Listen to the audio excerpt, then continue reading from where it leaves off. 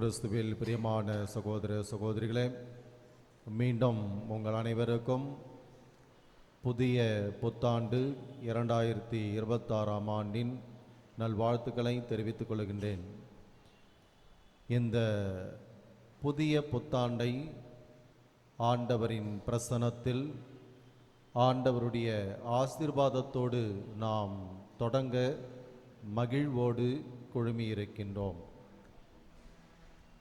நம்ம எல்லாருக்குமே குழந்தைகளை பிடிக்கும். நம்ம அந்த குழந்தைய நமது மடிகளில் வைத்து கரங்களில் தூக்கி அவற்றை நாம் மகிழ்ச்சியோடு உற்று பார்க்கின்றோம். அந்த குழந்தை சிரிப்பை கண்டு நாம் பன்மடங்கு மகிழ்ச்சி கொள்ளுகின்றோம், ஆனந்தம் அடைகிறோம். யார் யாருக்கெல்லாம் குழந்தை கையில் கொடுத்தா ரொம்ப சந்தோஷமாக அதை வாங்கிக்குவீங்க? கை தூக்கம் பார்ப்போம். யார் யாரெல்லாம் குழந்தை அழுதாக்கா கையில் கொடுத்தா யாரெல்லாம் சந்தோஷமாக வாங்கிக்குவீங்க? கை தூக்கம் பார்ப்போம். அடம் பிடிக்குது, அழுவுது அப்படின்னா ஓகே. இப்படி தான் ஒரு ட்ரெயின் போயினே இருந்தான். அப்போ அந்த ட்ரெயின் போயினே இருக்கும்போது ஒரு ஸ்டாப்பில் நிற்குது. அப்போ ஸ்டாப்பிங்கில் நிற்கும்போது ஒரு அம்மா ஒரு குழந்தையோடு அந்த ட்ரெயினில் ஏறுறாங்க. அந்த ட்ரெயினில் எல்லாரும் அப்படியே ஒரே அமைதி, யாரும் ஒருத்தவங்களை பேசிக்கல, எந்த உணர்வும் இல்லாதது போன்று அவர்கள் பயணித்து கொண்டிருந்தார்கள். அப்போ இந்த தாய் அந்த குழந்தையை தூக்கிட்டு போகிறாங்க. அந்த குழந்தை அப்போ தான் நல்லா பால்லாம் குடிச்சிட்டு நல்லா சந்தோஷமாக கையெல்லாம் ஆட்டிக்கிட்டு சிரிச்சுக்கிட்டே போகுது. போன உடனே அந்த தாய் அந்த ரயில் பெட்டியில் இருந்த ஒருவர் குழந்தையை கேட்க கொடுக்குறாங்க. அப்போது அந்த குழந்தை அவரோடு விளையாடுவது சிரிப்பதும் கண்டு ஒவ்வொருவரும் கேட்கின்றார்கள். அப்போ ஒவ்வொருத்தவங்களும் அந்த குழந்தைய கையில் வாங்குறாங்க, முத்தம் கொடுக்கிறார்கள், அன்பை பரிமாறுகிறார்கள்.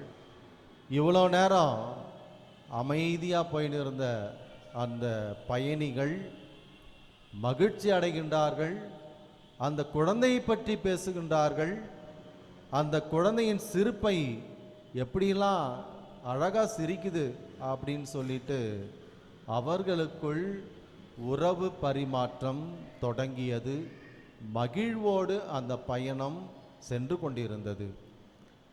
பிரியமானவர்களே, நமக்கும் ஒரு தாய் குழந்தையை நம் கரங்களில் கொடுத்திருக்கின்றார்.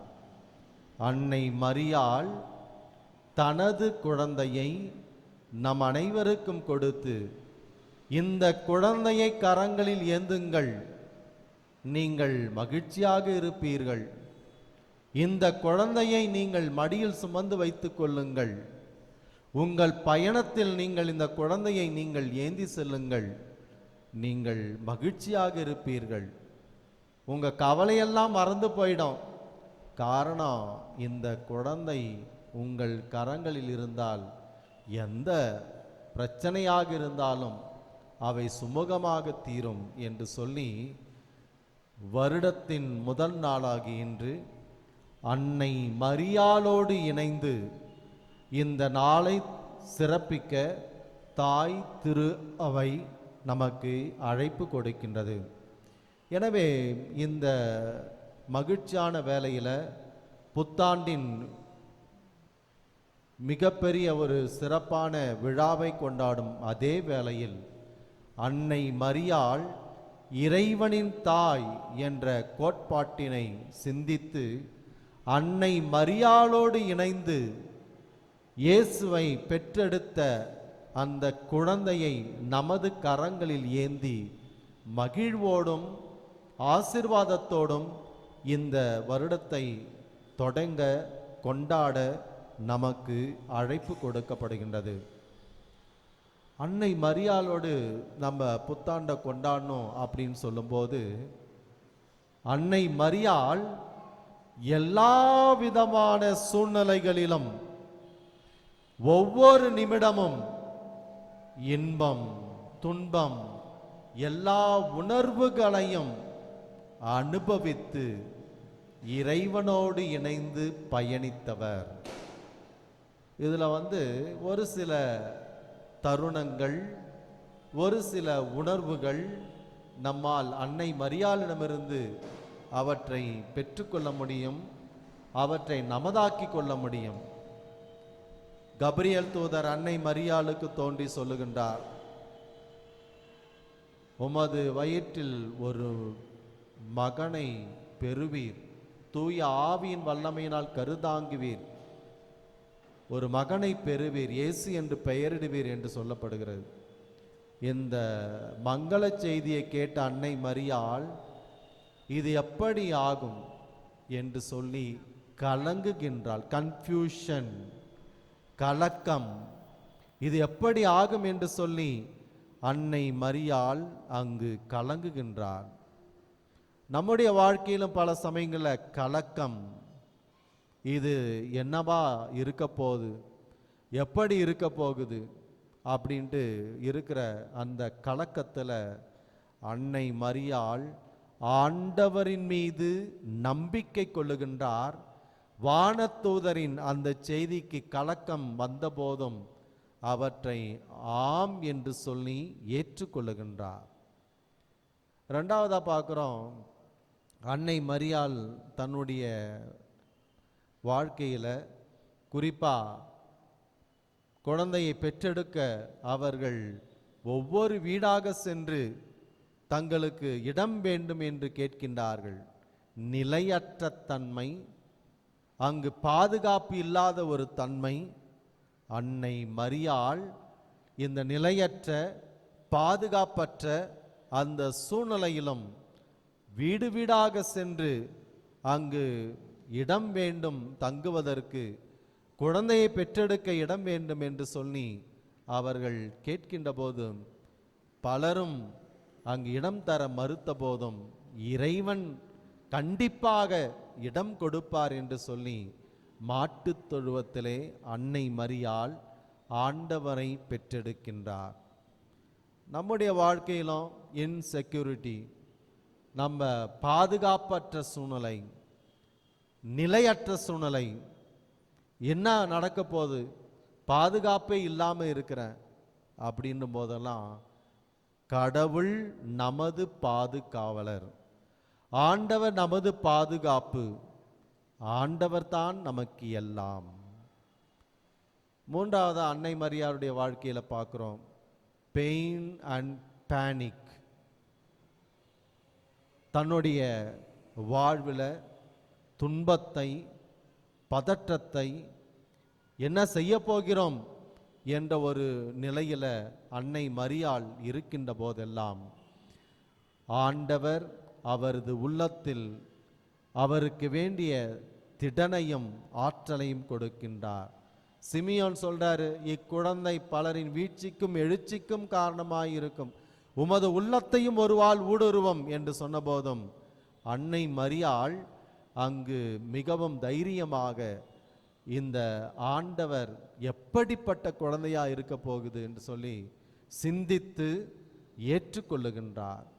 நாமும் நம்முடைய வாழ்க்கையில் துன்பம், துயரம், பதற்றம், என்ன நடக்குமோ அப்படின்ட்டு நம்ம உள்ளத்தில் நாம் பலவிதமான வலியை உணர்கின்ற போதெல்லாம் ஆண்டவர் நம்முடன் இருந்து நம்மை வழிநடத்துவார். இந்த துயரங்களை எல்லாம் அவர் அறவே போக்கி நல்வழிப்படுத்துவார் என்ற சிந்தனையை அன்னை மரியாளிடமிருந்து பெற்றுக்கொள்ள அழைக்கப்படுகின்றோம். நான்காவதாக பார்க்குறோம், அன்னை மரியாள் தன்னுடைய வாழ்க்கையில் முக்கியமான தருணங்களிலெல்லாம் இழப்பை சந்திக்கின்றார். Loss of dear ones. அன்னை மரியாளுடைய வாழ்க்கையில் பார்க்குறோம், குழந்தை பாலனேசு இருக்கிறார், சிறுவனாக இருக்கிறாரு, வளர்ப்பு தகப்பன் சூசை இறந்து போகிறார். கணவன் இல்லாத சூழ்நிலை, தன்னுடைய மகனை வளர்க்க வேண்டும், தான் ஒரே தாயாக இருந்து மகனை நல்வழியில் இறை திட்டத்தின்படி வழிநடத்த வேண்டும். அன்னை மரியாள் பாலன் இயேசுவை சிறுவனாக நல்ல ஒரு இளைஞனாக உருவெடுக்க செய்கின்றார். கடைசியில தன்னுடைய ஒரே மகனையும் அன்னை மரியாள் சிலுவையில் அங்கு தியாகம் செய்கின்றார். Loss of dear ones. பிரியமானவர்களே, நம்முடைய வாழ்க்கையிலும் நெருக்கமாக நம்மோடு இருந்தவர்கள், நம்மோடு பயணித்தவர்கள், நமக்கு இதயத்திற்கு நெருக்கமானவர்கள் நாம் கடந்த வருடங்களில் இழந்த போதும் ஆண்டவர் நம்முடன் இருக்கின்றார், நம்மை வழிநடத்த நம்மோடு பயணிக்கின்றார் என்பதற்கு அன்னை மரியாள் ஒரு சிறந்த ஒரு உதாரணமாக இருக்கின்றார். இந்த அன்னை மரியாளை இறைவனின் தாய் என்று சொல்லி திரு அவை மகிழ்வோடு இந்த ஆண்டின் தொடக்க நாளில் நமது தாயாக கொண்டாட அழைப்பு விடுக்கின்றது. 431ஆம் ஆண்டு தப்பிறை கொள்கைகள் தோன்றிய சமயத்தில் அகில உலக ஆயர்கள் அனைவரும் ஒன்றாக இணைந்து அன்னை மரியாள் கிறிஸ்து என்ற மனிதருக்கு மட்டும் தாயா அல்லது மனித சாயிலும் இறை சாயிலும் தாங்கிய இந்த இறைவனும் தாயா என்று சொல்லி விவாதித்து அவர்கள் ஒரு முடிவை எடுக்க வேண்டிய அந்த சூழ்நிலையில் கிறிஸ்தவர்கள் ஒவ்வொருவரும் இந்த சங்கம் என்ன முடிவை எடுக்கப் போகிறது என்று சொல்லி ஆர்வமாக அவர்கள் பார்த்தார்கள். எப்படி போப்பாண்டவரை யார் புதிய போப் அப்படின்னு சொல்லிட்டு ரொம்ப ஆர்வமாக இப்போ நம்ம பார்க்குறோமோ, அதே மாதிரி அன்னை மரியாளுக்கு இந்த திரு அவையின் தலைவர்கள் என்ன சொல்ல போகிறாங்க? மனிதராகிய கிறிஸ்துக்கு மட்டும்தான் தாயே, கடவுளுக்கு தாய் இல்லைன்னு சொல்ல போகிறாங்களா? மனிதனும் இறைவனும் ஆகிய அந்த கிறிஸ்துவுக்கு இறைவனின் தாய் என்று சொல்ல போகிறார்களா என்று ஆர்வத்தோடு அனைவரும் காத்து கொண்டிருந்தார்கள். அந்த வேளையில் இந்த ஆயர்கள் ஒன்றாக இணைந்து விவாதித்து திருத்தந்தையின் முன்னிலையில் அகில உலக திரு அவைக்கு அவர்கள் பிரகடனம் செய்தார்கள். அன்னை மரியாள் இறைவனின் தாய் என்று சொல்லி அறிவித்து மகிழ்ச்சியோடு கொண்டாட நமக்கு அழைப்பு கொடுத்தார்கள். இந்த ஒரு நிலையில அன்னை மரியாளோடு இணைந்து இந்த புத்தாண்டை சிறப்பிக்க வந்திருக்கும் வேளையில் இன்னைக்கு எத்தனாவது வருஷமாவது, எத்தனாவது வருஷத்தை நம்ம ஆரம்பிக்கிறோம்? எத்தனாவது வருஷத்தை ஆரம்பிக்கிறோம்?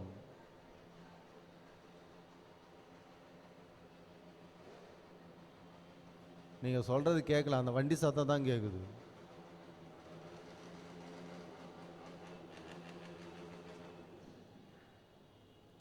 எத்தனாவது வருஷம் அது? இல்லை, எல்லாரும் சொல்ல மாட்டீங்களா? எல்லாம் தூங்குறவங்களாம் எந்திரிக்காமல் இருக்கிறாங்க. 2026. இந்த ஒரு வருஷம் எத்தனை நாட்களை கொண்டு இருக்கிறது? ஒரு வருஷத்துக்கு எத்தனை நாட்கள்? 2365. இந்த 365 நாள் எதை வைத்து கணக்கிடப்படுகிறது? எதை வைத்து? பூமி தன்னைத்தானும் சுற்றி கொண்டு, தன்னைத்தானே சுற்றி கொண்டு சூரியனையும் சுற்றி வருகிறது. ஒரு சுத்து வரத்துக்கு எத்தனை நாள் ஆகுது? சூரியனை எத்தனை நாள் ஆகுது? 365 நாள் ஆகுது. கிறிஸ்து பிறந்து இந்த பூமி சூரியனை எத்தனை முறை சுற்றி வந்திருக்கிறது? எத்தனை முறை சுற்றி வந்துருச்சு? 2025 வாட்டி சுற்றி வந்துட்டு இப்போ 2026வது ரவுண்டு ஆரம்பிச்சிருக்குது. ஓகேவா? அப்போ இந்த கால சக்கரத்தில் நமக்கு கடவுள் புதிய ஒரு ஆண்டை கொடுத்திருக்கிறார். நம்ம சற்று சிந்தித்து பார்த்தோம்னாக்கா, கடவுள் நமக்கு கூட இருந்தவங்க, நம்மளோட நல்லா பேசிக்கிட்டு இருந்தவங்க, நல்லா இருந்தவங்க, இன்னைக்கு நம்மளோட இந்த புதிய ஆண்டிற்கு வந்திருக்கிறார்களா அப்படின்னா ஒரு சிலதெல்லாம் கொஞ்சம் கேள்வியாக தான் இருக்கும். ஆனால் கடவுள் நமக்கு இந்த வாய்ப்பினை, புதிய ஆண்டில் காலெடுத்து வைக்கும் வாய்ப்பினை கொடுத்திருக்கிறார். கடவுளுக்கு நாம் நன்றி சொல்ல வேண்டும். இந்த புதிய ஆண்டில் கடவுள் நமக்கு ஆசீர்வாதத்தை கொடுக்கிறார். இந்த புதிய ஆண்டில் நம்ம பல திட்டங்களை தீட்டி வைத்திருப்போம். யாரெல்லாம் வீடு கட்டணும் பிளான் போட்டிருக்கீங்க? கை தூக்கும் பார்ப்போம். யாருமே இல்லையாங்க? யாரெல்லாம் நிலம் வாங்கணும், பிளாட் வாங்கணும்ட்டு பிளான் போட்டிருக்கீங்க? யாரெல்லாம் கல்யாணம் பண்ணணும்னு ரெடியாக இருக்கிறீங்க? இப்படி ஒவ்வொருத்தவங்களும் இந்த வருஷத்தில் நல்ல வேலைக்கு போயிடணும், நல்லா சம்பாதிக்கணும், நல்ல இடத்துல பிளாட் வாங்கணும், வீட்டை கட்டணும், நல்லா செட்டில் ஆகணும் அப்படின்ட்டு பல பிளான் போட்டிருப்பீங்க. அதையெல்லாம் இப்போ வச்சிருவோம், ஓரம் வச்சுட்டு கடவுள் இந்த நாளில் இந்த வேளையில் ஆசீர்வாதத்தை கொடுக்க வேண்டும். ஆண்டவரின் ஆசீர் ஒன்றே போதும், ஆண்டவரின் அருள் ஒன்றே எனக்கு போதும் என்று சொல்லி நாம் ஜெபிக்க இப்பொழுது அழைக்கப்படுகின்றோம். இந்த ஆசீர்வாதத்துக்கு தான் இன்றைய முதல் வாசகம். நம் அனைவருக்கும் 3 ஆசீர்வாதங்களை நமக்கு ஆண்டவர் கொடுக்கின்றார். முதல் ஆசீர்வாதம் நமக்கு பாதுகாப்பை தருவதாக சொல்லுகின்றார்.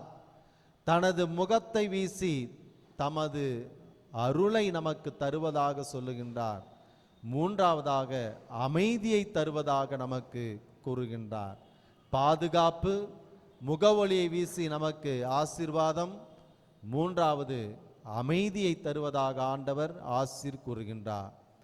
விடுதலை பயணம் 34ஆம் அதிகாரம் 24 நமக்கு கூறுகின்றது, நான் உனது எல்லையை விரிவுபடுத்தி உனது பகைவரை விரட்டி அடித்து எல்லா விதமான தீய கண்களிலுமிருந்து பாதுகாத்து உனக்கு ஆசீர்வாதத்தை தருவேன் என்று ஆண்டவர் வாக்குறுதி கூறுகின்றார்.